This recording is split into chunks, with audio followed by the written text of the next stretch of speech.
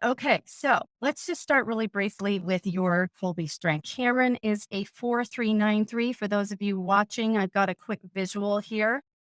What that means in just its simplest form is that you are such a natural person who drives change. You'll get in a situation and say, how can we do it differently? How can we take some risks and do things in a way that are really innovative? And you really naturally work to deadlines very well. So I would maybe guess when you were in school, you would have been a crammer. You would have Yep. possibly waited till the last minute to get things done, which is a good thing. What we know now as adults is that's actually when you do your best work.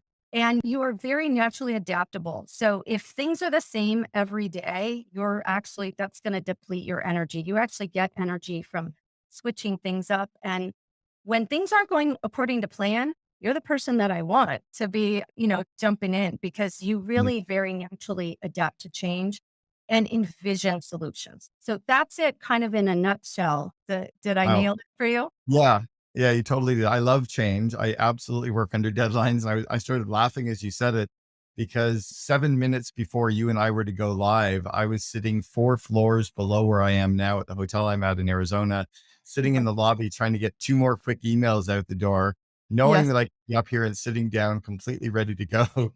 So yeah, I love to work under pressure. It's great. And I don't know why I do that, but I do. I tend to also have a very good ability to see the whole picture in enough detail to know how much time I actually need. So Mhm. even though I might cram or leave things to an end, I've already reverse engineered it in my mind and I know all the steps and roughly how much time. And I leave buffers, but not 2 hour or 2 day buffers. I leave, enough time to make sure that it's good. And then I also believe in minimum viable everything, instead of just minimum viable product. For Mhm. me, it's about getting it done and out the door because momentum creates momentum. So that means big for me. Yeah, and you touched on a little bit about the detail. You're someone who's mildly accommodating with that for fact finder. You're accommodating the detail and the information as needed, but you'll get just enough. That I don't want to know all the details. I want to know that they have them and they trust them. That's But right. my brain, it's almost like my brain is a hard drive and it's very full. I don't have room for all the details. I just have to know that their servers have the details. So if I call on those details, they can give them to me in summary format. And then if I want more details, I'll ask and they're good with that. Probably drives you crazy when somebody, gives you long emails with all the details that you don't need, right? Start with the summary and the bottom line, and then they can put it there, but you may or may not skim it. Well, and I've had to learn over the years. It's funny you mentioned my Colby at 4393. I did my Colby profile first back in 2002, I think it was, with Strategic Coach. And then I did it again around 10 years ago. And Mhm. both times the number was the same, 4393. So I feel pretty confident that that's my grounding.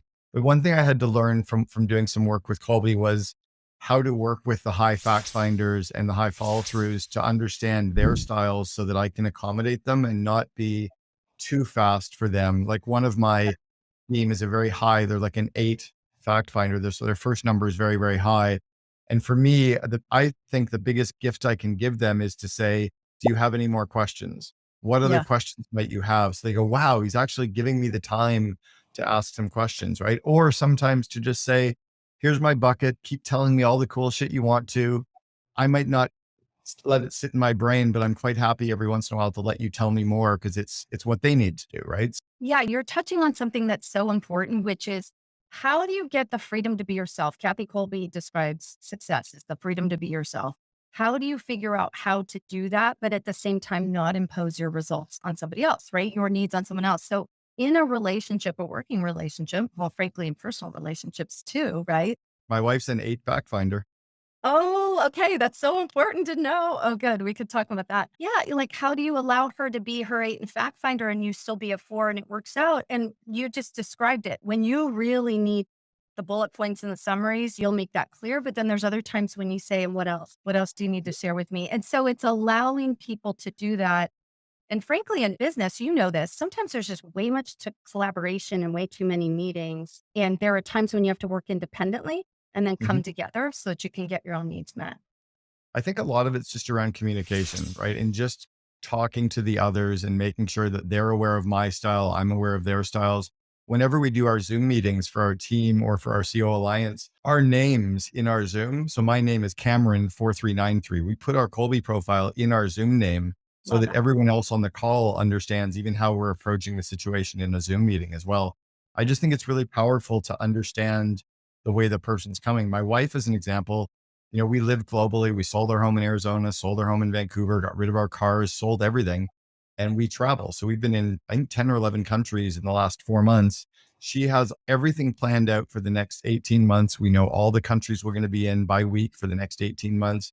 Airbnb's booked, travel calendars booked.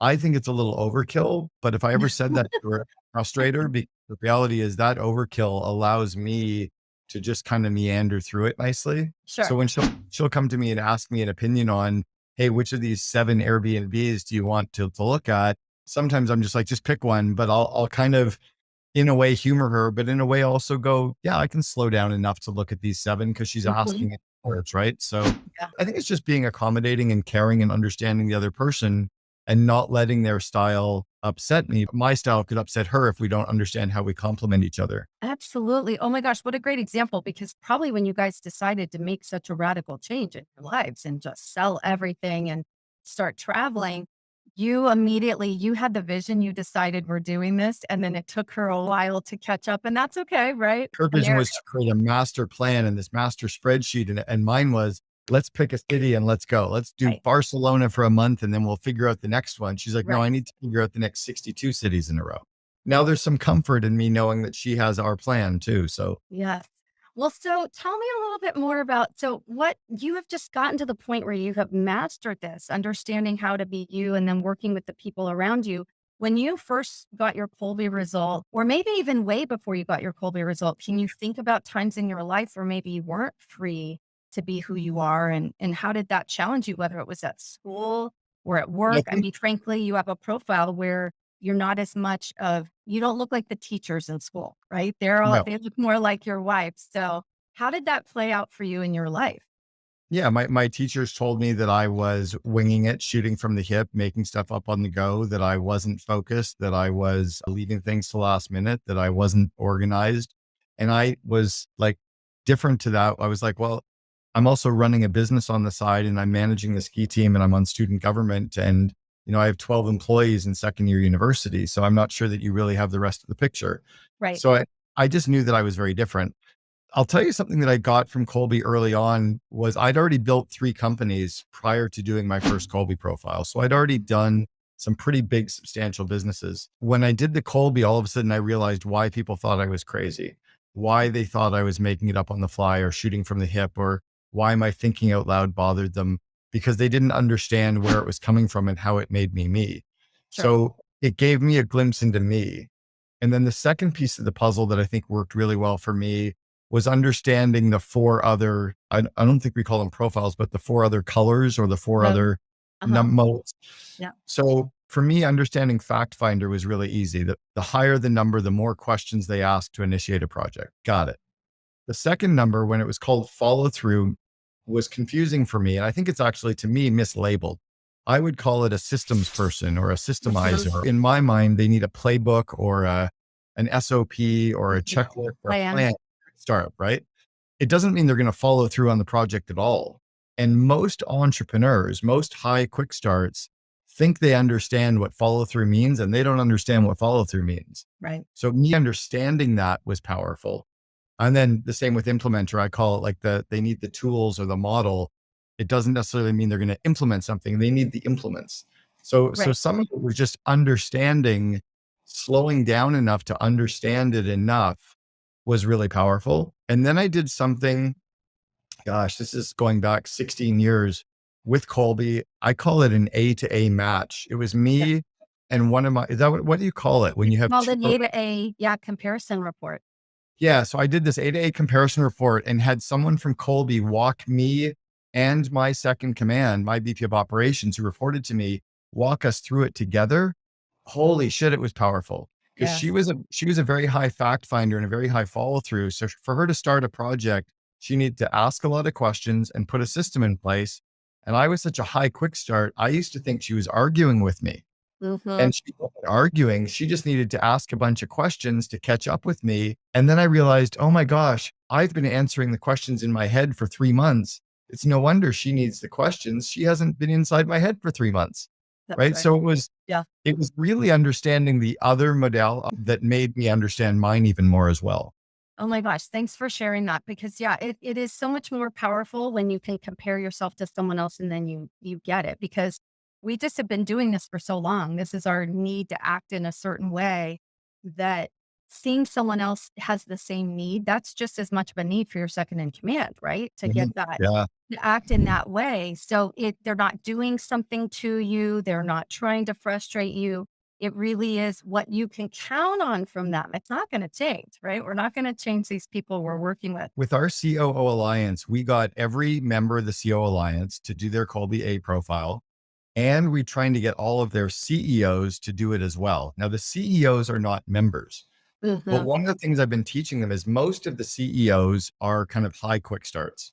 At Yes, least most of the entrepreneurial CEOs. Once sure. you're the CEO of a Fortune 500, it's very different. Yes, But entrepreneurial CEOs are very high quick starts.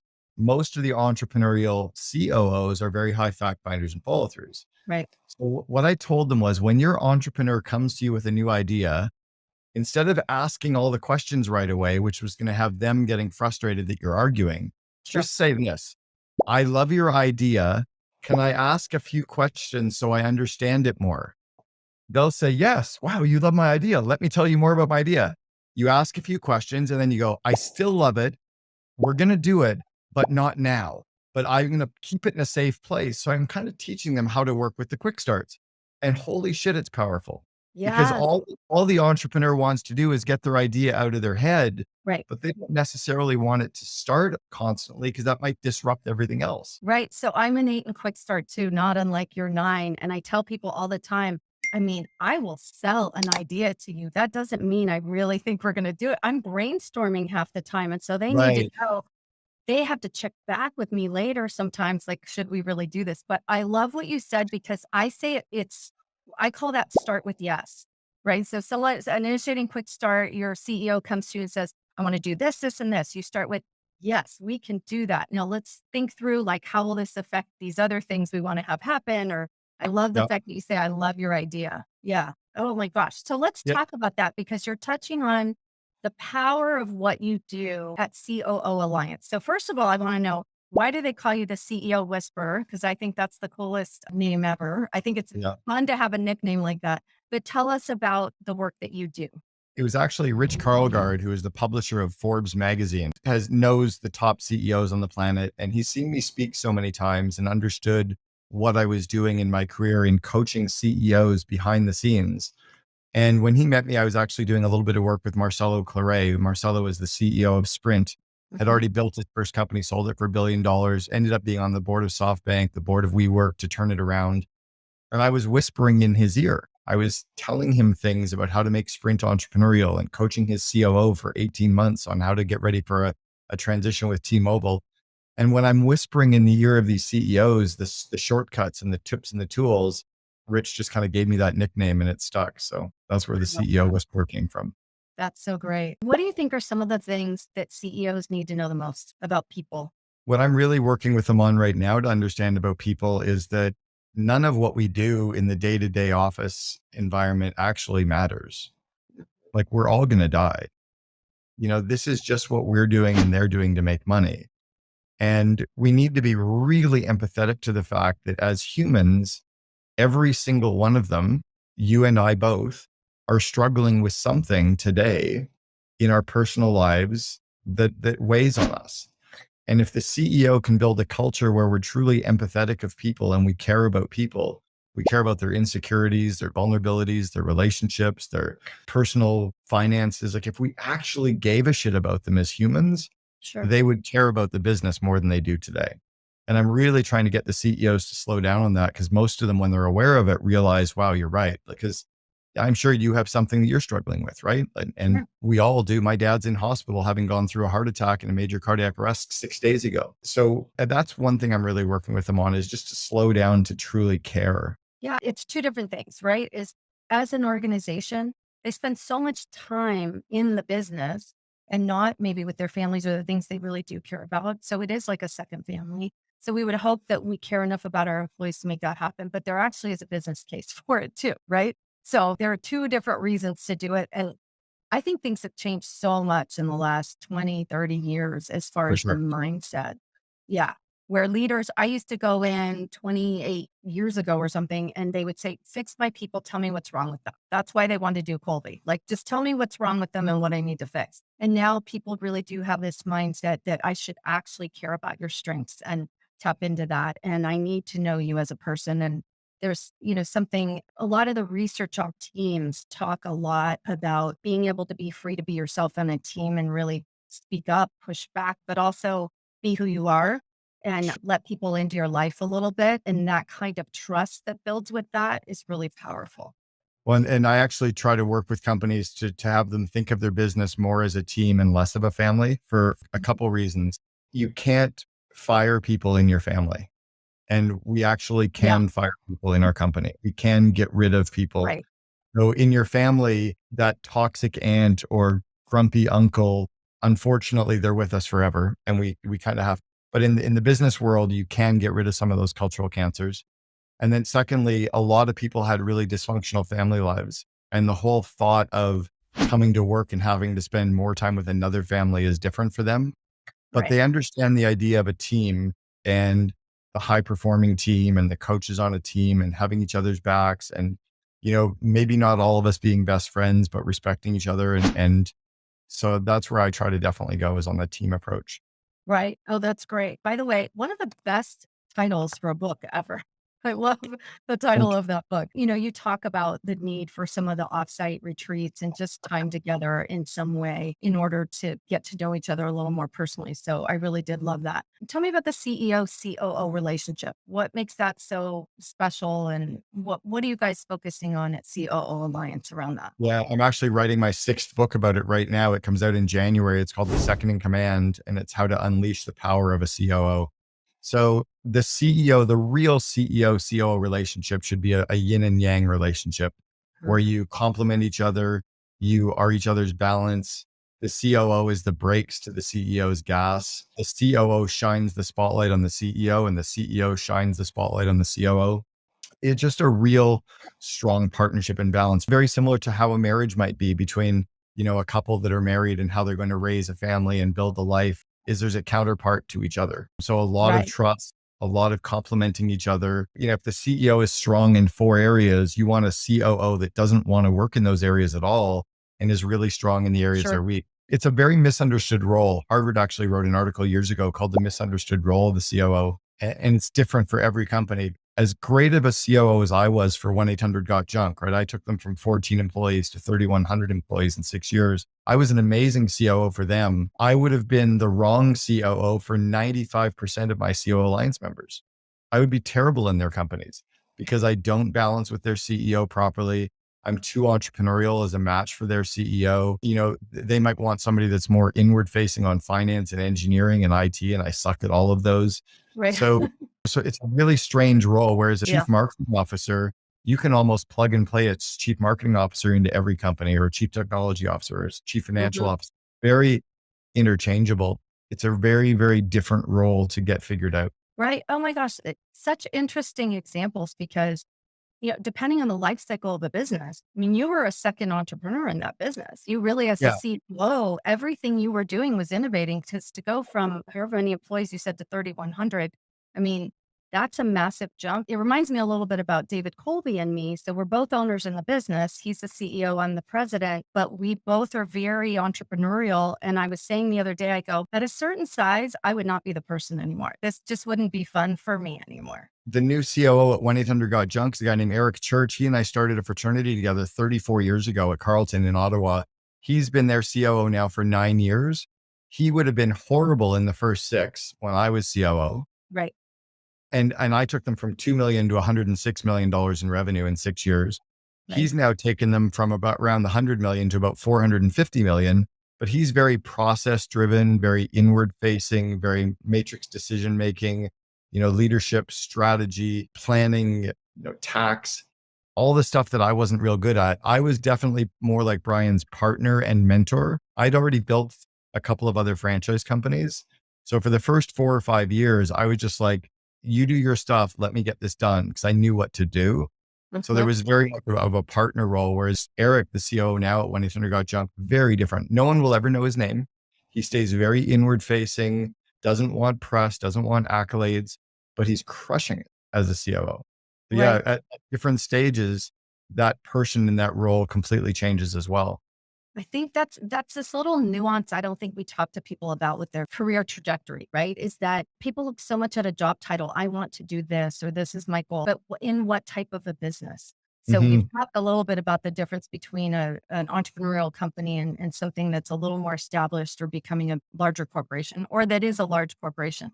So there are different times in your career where you are the person for that, but be careful what you wish for because people just aspire to a position without really understanding how are you going to apply your strengths. Yeah, it can also go in the opposite direction where entrepreneurial organizations get very enamored with the seasoned senior talent and they Yes. try to bring someone from a big company in to work for them. So I made that mistake years ago.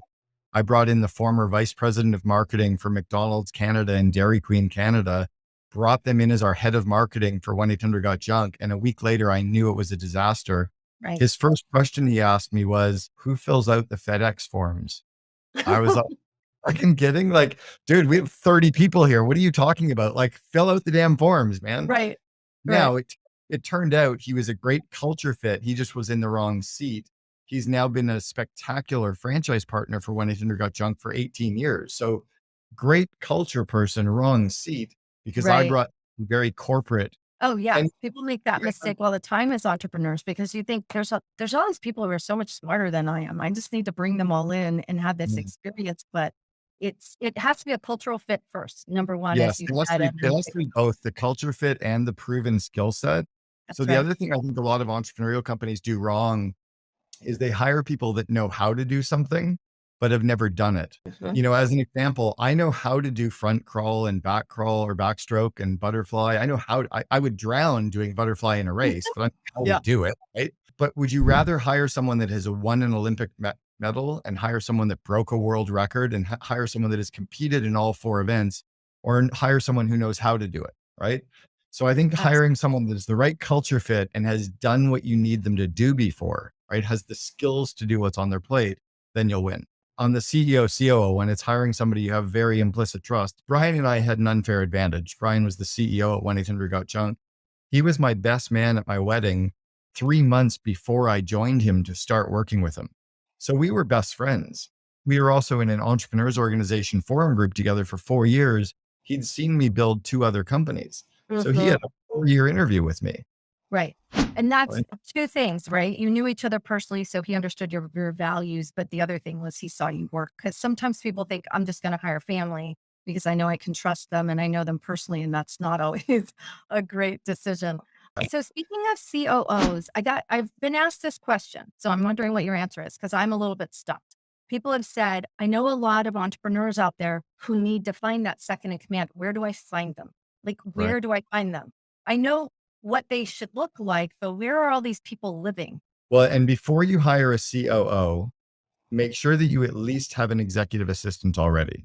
Mhm. If you don't have an executive assistant, you are one, right? So Yep. first thing you need to do is go hire yourself a really good, solid executive assistant to Right. get all the administrative work off your plate, all the lower impact tasks off, all the lower price tasks off your plate. That might free you up for another year before you truly need the second in command. So that's the first starting point. Secondly, a COO, if you remove the title, right? I think Shakespeare said a rose by any other name would still smell as sweet. So a person doing operational stuff is working in operations somewhere. Now they should have good understanding of all the business areas. So they're probably working in mid-sized companies, right? In Mhm. the 40 employees to 200 employee range companies. So Sure. they have access to the leadership team. They've seen all the other and worked with all the other business areas. And they're probably working on the operational side of the business close to the CEO. That's where they are, is they're working in ops at other companies today. I also believe that great employees are never out looking for a job. They Mhm. have a great job. They work for a great company. In fact, I'm having dinner tonight with the CEO of a search firm based in Phoenix, Arizona that I've referred clients to for 11 years. They recruit very seasoned C-level and VP level executives, and they only look at culture fit first and then skill set second. They're Mhm. amazing. I've sent Max and the Y Scouts team 50 clients probably over the last 11 years. So that's what you use. Use a good search firm to help you poach the people who are already working in operational with a lot of the visibility to the team. That's great. Yes, and we love Y Scouts. Thank you for that, for Oh, reminding us of that because of what they do and what they focus on first. Do you feel like there's some people that are running businesses right now that would be good COOs? good With the entrepreneurs that would be good COOs. They're not necessarily good entrepreneurs. I think sometimes they're struggling because maybe they shouldn't have been an entrepreneur. Sometimes they come in and they become an excellent COO because they can think like an owner, but they were in the wrong position as an entrepreneur. They really Yeah. weren't the person to do it. Being an entrepreneur, being a visionary, putting it on the line, not expecting a paycheck, being okay with the risk. One of the strengths of my bipolar is that my manic edge that I'm often on allows me to recruit people and sell people on ideas and raise money and, sell to the public and the press. If you're very operational, you often don't have that manic edge, which is tough to then lead on that entrepreneurial side. And the other one is just the DNA makeup of, are you okay with mortgaging your house and putting everything on the line and not drawing a paycheck for 6 months? That's tough to be entrepreneurial too.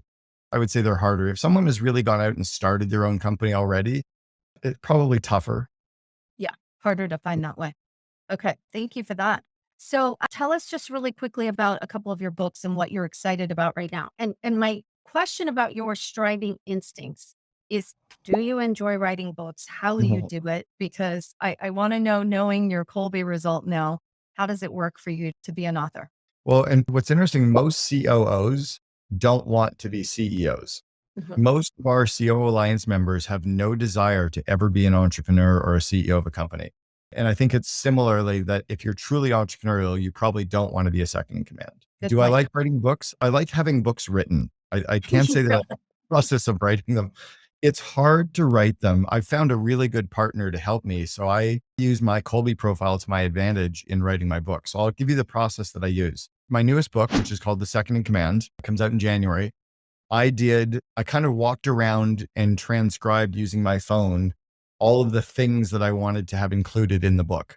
How to hire one, how to fire one, how to build a relationship with them, how to build trust with them, how to integrate them with the team, all the things. And all of Mhm. those things became the table of contents for the book. And then for each chapter of the book, I made a bunch of rough notes that I wanted to talk about.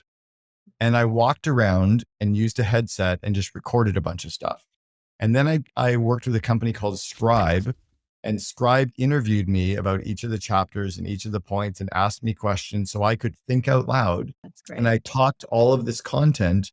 And then they took all of the content and started writing it all into the manuscript. I then went through it and read it and edited it. Right. So I used my unique ability and I used my Colby profile to my advantage. That's how I got the book to where it I is. love that. Did you always do that? In a No, way. my very first book, Double Double, I did it that way using something called Dragon Dictation. This was back because it I was remember. 12 years ago before Siri and anything Yep. existed. A headset that was Bluetooth for my laptop. Yeah. So I did my very first one that way. I learned that because I'm very good at thinking out loud. I'm Mhm. very good at speaking from a stage. When I sit down and have to type something, I freeze. And so I used to write my memos that way as I would send my assistant an audio recording. She used to have to type it. Now we just use Otter and she gets a transcription and then she polishes it. And then I send it to a copywriter who really polishes it. It's out the door. So for me, it's like 5 minutes, her 5 minutes, and the copywriter a half hour for what used to take me a week. Sure. Oh, I love that. Yeah, and And for it's those still, of you that initiate and quick start out there, spoken word is everything. When someone says, "Can you put that in an email to me?" I'm like, "No, can you call me on the phone and I'll tell you in 30 seconds." Like, why would I have to put that in an email? So I really avoid having to do that as well when I communicate. I'm even using now when I'm on social media, my assistant helps me find a bunch of questions that people will post on social media for me to reply to. The way I reply is I send a Loom video. So if I'm on Facebook and I see somebody asks about how do I hire a COO, I do a 90-second Loom video and I drop that in and everybody's like, wow, it's amazing you took all that time. I'm like, no, it was 90 seconds and it was super easy and I didn't have to type all this shit out for you. It was a shortcut for me. That's right. Yeah, Yeah. I love that. Well, and what good advice for everyone out there to really start figuring out what are your shortcuts? What can you be doing to make sure you're most productive self? And you have to make sure that you have people in your life that you're not just aspiring to look at someone who does things in a totally different way than you do. So sometimes you can use information about someone, how they're running their business, or, some good advice on things with finance or whatever it might be. But you really have to step back and say, would I solve a problem the same way this person would? So if you don't share the same strengths, sometimes I find that people are trying to emulate someone that would be taking action in a way that's totally different. For me, one of the biggest shortcuts that I'm obsessed about right now is not just growing my skills as a leader, but how do I grow the skills of all of the managers in my company so that I give them the leadership skills? And I'll give you an example. Most managers, right? If you manage people, whether it's 2 people or 20 people inside of a company, you have to interview people. Most managers have never been trained on interviewing. You're probably running meetings in person or over Zoom. Most of them have never been trained. You're Sure. probably doing one-on-one coaching, delegation, time management, email management, conflict management, problem solving, project management. What I did is I created a course called Invest in Your Leaders to actually give managers those solid skills. I believe if we grow their skill set, they'll grow the company. And I think so Sure. many companies out there are trying to train people on what we do, like trying to train them on Colby or train Right. them on making widgets, but we don't ever train them on the culture of the company and the history of the company and the core values of the company, nor do we ever get into really growing them as leaders. And if the company scales, right, when the company goes from 2 million to 4 and from 4 to 8, from 8 to 16, if you haven't grown the skills of your managers, they're out of a job or your company's going to stall because they don't have the skill sets to get to the next level. Right. And what a shame, right? They're out of a job because they are people that are fabulous for your culture and have been there the whole time, but we didn't do what we needed to do to get them there. Is that a course then? That's a course for anyone, any kind of manager, not just Yeah. COO. Yeah, it's for all managers. Like one of our members of our COO Alliance, she has 34 of her employees going through the Invest in Your Leaders course because she wants to grow their capacity. And then I priced it like $747 per person. So as she said, if I'm not willing to spend $747 on them, I should probably fire them. Like for Yeah. 747 bucks, you grow their skills. Right. It gets so much easier. Is that remote or virtual or is it in No, it's person? all no, it's all virtual. It's all self-guided. It's me teaching all of the 12 modules.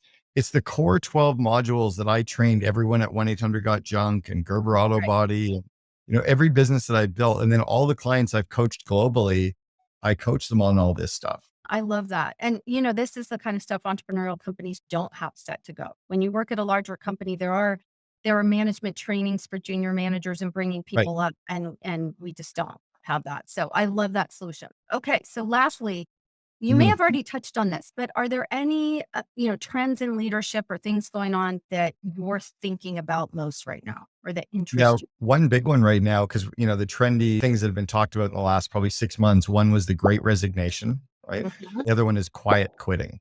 Yes. Well, I'll tell you, quiet quitting is not something new. Years ago, we used to call it coasting, Right. right? People were in jobs coasting. It's the same shit, different label. So Yes. I'm not so worried about quiet quitting, but the great resignation is actually a really good thing. It means that good employees can finally quit working for shitty companies and driving 30 minutes each way for the privilege. And it Right. means they can probably work remote for a better company. It's raising the game where you have to be a really good company now. You're not even going to get B or C level people anymore because they Right. can just go work somewhere else. Average companies are going to be below average very, very quickly. So what I'm trying to get leaders to understand is they need to adapt or die. And everything we used to know about company culture is different now that we have hybrid and remote teams. Right. Absolutely. Oh my gosh. Yeah. Thank you for saying that. That's huge because I do think there's so much focus right now on quiet quitting, and Gallup has almost been frustrated. They're like, we've been telling you about this forever. There's a lot of people who aren't engaged and there's actively disengaged. They're the loud ones. You know who they are. But Right. the whole other group of people that have been coasting for years. The And great, entrepreneurial companies often don't have those people because we can spot them. But yeah, when you get into kind of the 100 to 500 person or the 100 to 1,000 person, right. that's where the death zone is. Yes. The death zone is all these companies or people just coasting along, sucking up time, sucking up resources. You could fire 10 of them and give Yeah. all their salary to some of your A players. Like I Right. think companies have to take care of the A players. A players are racehorses. B players are the workhorses. C players should go to the glue factory. But we Yeah. often spend so much time with the C players and we Yes. waste so much money on the C players. You could get rid of them and put all of your time and resources and money into your A's and B's and you win. That mindset is so important. When there's tremendous change, sometimes your A players won't complain when they're kind of drowning. So you can't totally ignore them.